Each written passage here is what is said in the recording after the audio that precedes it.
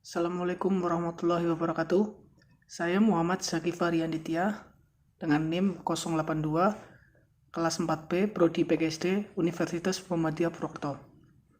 Di sini saya akan menjelaskan tentang SAFI, model pembelajaran SAFI pada sekolahan. Yang pertama, pengertian. Model pengertian SAFI, stomatis, auditori, visual, dan intelektual adalah model yang menyajikan sistem secara lengkap untuk melibatkan kelima indera dan emosi dalam proses belajar yang merupakan cara belajar secara alami. Stomatis artinya belajar dengan bergerak dan berbuat. Auditori adalah belajar dengan berbicara dan mendengar. Visual artinya belajar mengamati dan menggambar. Intelektual artinya belajar dengan memecahkan masalah dan menerangkan. Pembelajaran SAFI menurut aliran ilmu kognitif modern yang menyatakan belajar yang paling baik adalah melibatkan emosi, seluruh tubuh, semua indera, dan segenap kedalaman serta keluasan pribadi. Menghormati gaya belajar individu lain dengan menyadari bahwa orang belajar dengan cara-cara yang berbeda. SAFI yaitu stomatis, auditori, visual, dan intelektual. Yang pertama, stomatis. Stomatis artinya ketika dalam proses pembelajaran siswa ikut bergerak dan bangkit dari tempat duduk dan bertindak secara aktif secara fisik dalam proses belajar. Dalam hal ini berarti siswa berdiri dan bergerak ke sana kemari, meningkatkan sirkulasi dalam tubuh, dan oleh karena itu mendatangkan energi segar ke dalam otak. Belajar stomatik adalah belajar dengan indera praba, praktis, melibatkan fisik dan menggunakan serta menggerakkan tubuh sewaktu belajar. Yang kedua, auditori.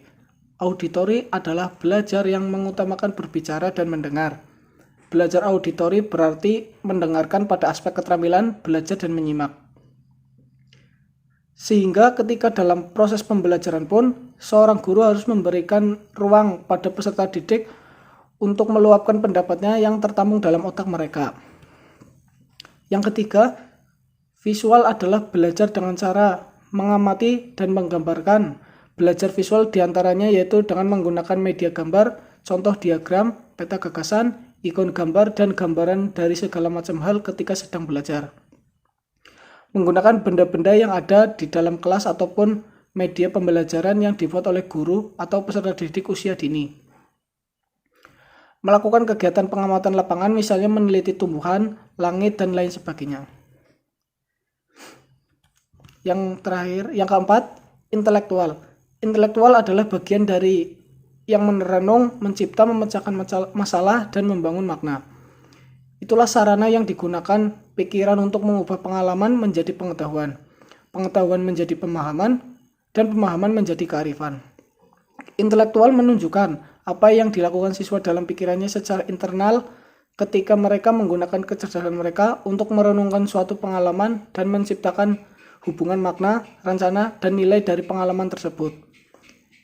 Intelektual sebagai pencipta makna dalam pikiran. Sarana yang digunakan manusia untuk berpikir, menyatukan pengalaman, menghubungkan pengalaman mental, fisik, emosional, dan unitatif tubuh dalam tubuh untuk membuat makna baru bagian dirinya sendiri. Selanjutnya yang B, langkah-langkah penerapan metode pembelajaran SAFI. Yang pertama, tahap persiapan, yaitu kegiatan pendahuluan. Secara spesifik meliputi memberikan sugesti positif, memberikan pernyataan yang memberi manfaat kepada siswa, memberikan tujuan yang jelas dan bermakna, membangkitkan rasa ingin tahu, menciptakan lingkungan fisik yang positif, menciptakan lingkungan emosional yang positif.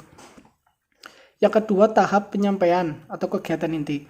Pada tahap ini, guru hendaknya membantu siswa menemukan materi belajar yang baru dengan cara melibatkan panca indera dan cocok untuk semua gaya belajar. Hal-hal yang dapat dilakukan guru yaitu 1. Uji coba kolaboratif dan berbagai pengetahuan.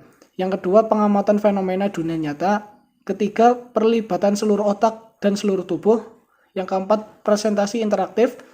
Yang kelima, menggunakan grafik dan sarana yang prestasi berwarna-warni. Yang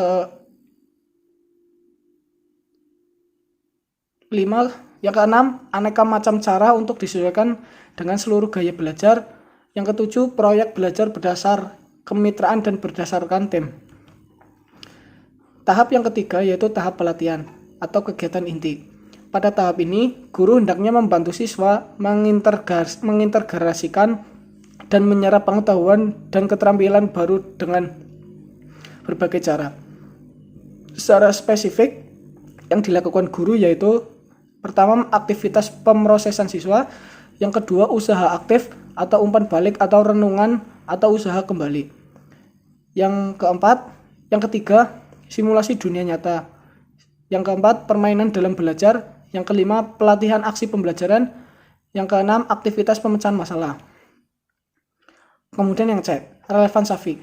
Apakah SAFI sangat relevan atau cocok pada metode pembelajaran pada peserta didik? Menurut saya sangat relevan atau cocok karena jika menggabungkan gerak fisik dengan aktivitas intelektual dan penggunaan semua indera dapat berpengaruh besar terhadap pembelajaran. Yang terakhir, kelebihan dan kekurangan.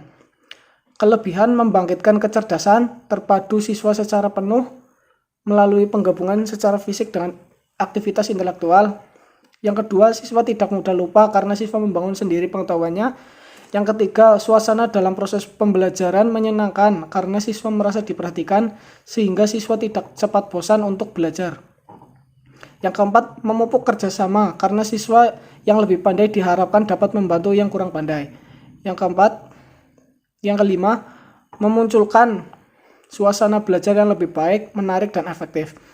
Yang keenam, mampu membangkitkan kreativitas dan meningkatkan kemampuan psikomotor siswa. Yang ketujuh, memaksimalkan ketajaman konsentrasi siswa. Yang kedelapan, siswa akan lebih termotivasi untuk belajar lebih baik. Kemudian kelemahan. Yang pertama, menuntut adanya guru yang sempurna sehingga dapat memadukan keempat komponen dalam SAFI secara utuh. Yang kedua, membutuhkan kelengkapan sarana dan prasarana pembelajaran yang menyeluruh dan disesuaikan dengan kebutuhannya, sehingga memerlukan biaya pendidikan yang sangat besar, terutama untuk pengadaan media pembelajaran yang canggih dan menarik. Ini dapat terpengaruhi pada sekolah-sekolah maju. Yang ketiga, karena siswa terbiasa diberi informasi terlebih dahulu, sehingga siswa kesulitan dalam menemukan jawaban atau gagasannya sendiri. Yang keempat, membutuhkan waktu yang lama, terutama bila siswa yang lemah dalam pemikirannya. Yang kelima, membutuhkan perubahan agar sesuai dengan situasi pembelajaran saat itu. Yang keenam, model SAFI masih tergolong baru, sehingga banyak pengajar guru yang belum mengetahui dan memahami. Yang ketujuh, model SAFI cenderung kepada keaktifan siswa, sehingga untuk siswa yang memiliki tingkat kecerdasan kurang, menjadikan siswa itu minder. Sekian penjelasan dari saya tentang SAFI. Mohon maaf apabila ada kesalahan kata atau tutur kata yang kurang berkenan. Assalamualaikum warahmatullahi wabarakatuh.